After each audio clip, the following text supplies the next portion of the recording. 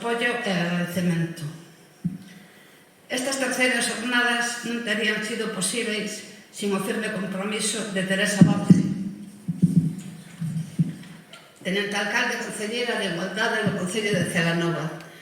Grazas á súa xestión, contamos desde o 2024 co financiamento do Pacto de Estado contra a violencia de xénero e contra o esquecemento das víctimas dun réximen criminal. Gracias, Teresa, e gracias tamén ao Concello de Celanova. Cada ano, máis historiadores, investigadores, xornalistas e tamén estudantes súmanse a este espazo de reivindicación e de loita contra ese esquecemento. Estarán con nos Aurora Marco e Lola Varela, que xa nos honraran ca súa presenza nas primeiras jornadas. Tamén estará Rosa Cid Galante, presente desde 2024, cando puxemos a placa conmemorativa que identifica a cárcere de mulleres como lugar de memoria e quen traballou arreo para facer realidade a exposición que inauguraremos mañán e que madriña Aurora Marco. Contamos tamén con Tamara López, historiadora, Eliseo Fernández e Dionisio Pereira, historiadores. Nuria López, xornalista, e tamén con Domingo Rodríguez Teijeiro, autor das obras que están na base do traballo desenvolvido por este comité e co que colabora decididamente.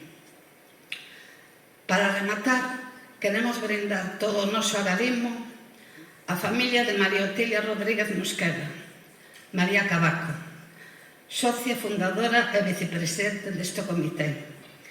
Moi ben querida por todos nós. Como ben sabe Teresa, xogou un papel decisivo para que estas jornadas foran posibles. María estará sempre no noso corazón. As jornadas, en adiante, honrarán a súa memoria. Unha aperta forte a súa nai Sita, Yolanda, Monse, África e Elvis, seus seres máis queridos. Agora foi para falar Teresa e cando remate veremos un vídeo moi breve e faremos entrega dun ramo de flores á súa familia. Moitas gracias. A María Cavaco.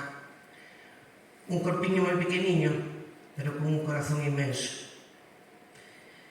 Tuve, ademais, o privilexio xunto con Elvis de estar en xornadas de loitas, de causas imposibles, con malos agradecementos, verdad?